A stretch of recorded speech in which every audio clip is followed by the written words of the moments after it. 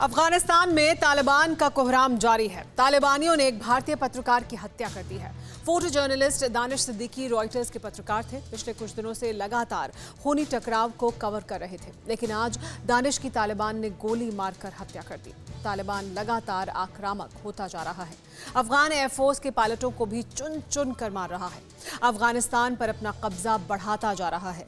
हालांकि कई जगहों पर अफगानी आर्मी भी तालिबान पर भारी पड़ रही है। तालिबान के तांडव के बीच आसमानी विध्वंस का एक धुंधला सा दृश्य अफगानिस्तान के आंगन का है। भीषण युद्ध के बीच पदकशा में यह प्रहार किया गया। अफगानी आर्मी ने प्रहार किया है तालिबानियों के अड्डे पर।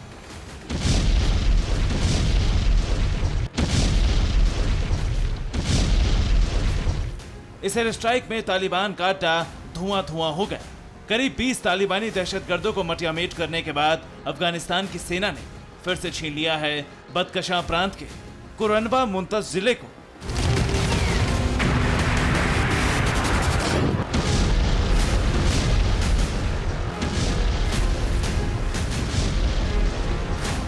बदकशां में सेना का ये प्रचंड अवतार और कुरनबा मुतंज पर सरकार का कब्जा इसलिए भी अहम है क्योंकि तालिबान समूचे अफगानिस्तान में कोहराम मचा रहा है, बम बारूद बरसा रहा है, इंच इंच जमीन पर कब्जा बढ़ाता जा रहा है।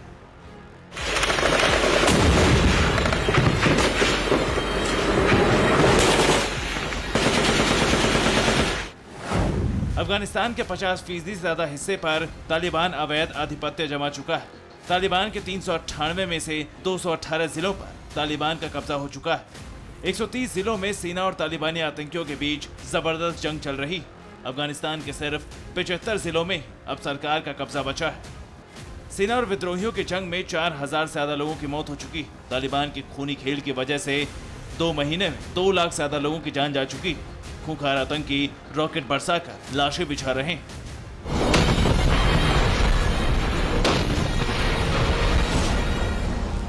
तालिबानी आतंकियों ने अफगानी आवाम और सेना के जवानों के साथ साथ भारतीय फोटो जर्नलिस्ट दानिश सिद्दीकी की भी हत्या कर दी। साल 2018 में दानिश सिद्दीकी को पुलित्जर अवार्ड से सम्मानित किया गया था। वो पिछले कई दिनों से कंधार के स्पिन बोल्डक जिले में इस पूरे संघर्ष को कवर कर रहे थे।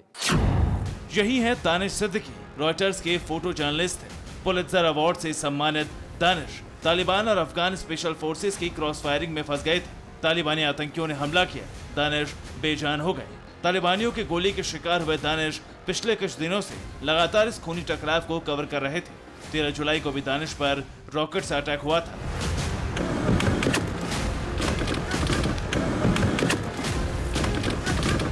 ट्विटर पर जो वीडियो दानिश ने खुद अपलोड किया था, तब तालिबान ने रॉकेट अटैक किया था अफगानी सेना के काफिले पर। इसमें दानिश अफगान स्पेशल फोर्सेस की गाड़ी में बैठे थे और उनका कैमरा ऑन था। दानिश जिस गाड़ी में थे वो बच गए, लेकिन बाकी 3 गाड़ियां तबाह हो गईं। लेकिन 3 रोज बीतते बीतते काबुल के कातिलों के शिकार हो गए।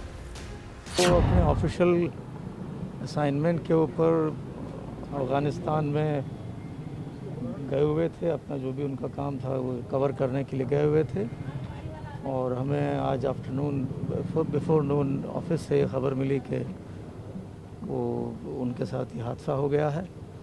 और उसके बाद फिर मिनिस्ट्री ऑफ एक्सटर्नल अफेयर्स से भी हमारे पास इंफॉर्मेशन आई। हिंदुस्तान के साहसी पत्रकार के कत्ल पर कोहराम मचा हुआ है। भारत सरकार ने शोक जताया। अनुराग ठाकुर ने दानिश को बहादुर पत्रकार बताया। राहुल गांधी ने अफसोस जताया, वापस लाने की मांग की। टीवी पत्रकार से फोटो पत्रकार बने दानिश ने देश और दुनिया के तमाम घटनाओं को कैमरे में उतार कर वो मुकाम हासिल किया था जो ख्वाब होता है लोगों का। की लड़ाई से लेकर नेपाल के भूकंप और रोहिंग्या नरसंहार जैसी कई घटनाओं को दानिश ने कवर किया था। दानिश पिछले कई दिनों से अफगानिस्तान में जारी जंग को भी कवर कर रहे थे। अब हम आपको दानिश के कैमरे से दिखाते हैं कि कांधार में तालिबान का खौफ कैसा है। कुछ यूं बंदूक लेकर घूम रहे हैं तालिबान, सेना को मार रहे हैं, अपना कब्जा बढ़ाते जा रहे हैं। तालिबान अफगान एयरफोर्सेस के पायलटों को चुन चुन कर मार रहे हैं। तालिबानी जानबूझकर अफगान एयरफोर्स के पायलटों को निशाना बना रहे हैं। पिछले कुछ दिनों में तालिबानियों ने 7 पायलटों की इसी तरह हत्या कर दी।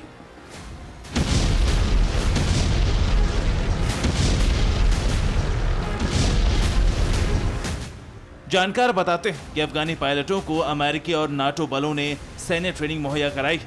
तालिबान के पास अफगान वायुसेना का मुकाबला करने की ताकत नहीं और इसीलिए वो अफगान पायलटों को निशाना बना रहा है। तालिबान अपने ऊपर आसमानी खतरों को कम करने के लिए अफगानी पायलट्स की हत्या को अंजाम दे रहा है। हालांकि पाकिस्तानी एयरफोर्स का तालिबान को पूरा सपोर्ट है। पाकिस्तान ने अफगान आर्मी और एयरफोर्स को चेतावनी दी कि वो तालिबान और सीमावर्ती इलाकों से हटने की कोशिश न करें। तालिबान को लेकर पाकिस्तान के प्रपंचीय प्रधानमंत्री से जब पत्रकारों ने सवाल पूछा तो उन्होंने कुछ यूं करनी काट ली। तालिबान का आपका नहीं है। इमरान साहब जवाब ले लीजिए। इमरान साहब जवाब ले लीजिए। इमरान सर बस कर यार।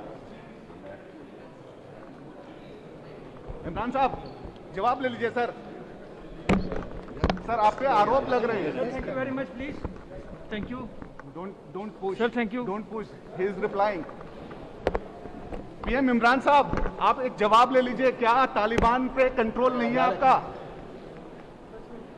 आप पे आरोप लग रहे हैं। Thank you very much. इससे पहले अफगानिस्तान के उपराष्ट्रपति ने सीधे सीधे इल्जाम लगाया था कि पाकिस्तान खुलकर तालिबान का समर्थन कर रहा है।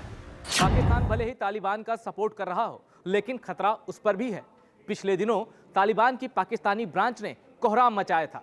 वर्ल्ड एक्सपर्ट्स बताते हैं कि एक बार फिर तालिबान का खतरा विश्व के सामने खड़ा हो गया है। तालिबान अकेला नहीं बल्कि उसके साथ 21 बड़े आतंकी संगठन काम कर रहे हैं।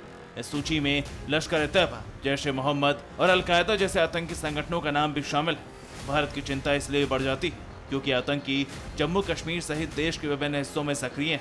तालिबान उन देशों के लिए बड़ा खतरा है जहां पर अफगान सेना और अवाम भाग कर जा रहे हैं। मध्य एशिया के 3 मुल्कों की सरहदें अफगानिस्तान से लगती हैं। तुर्कमेनिस्तान, उज्बेकिस्तान और तजाकिस्तान में तालिबान का खौफ पसरा हुआ है।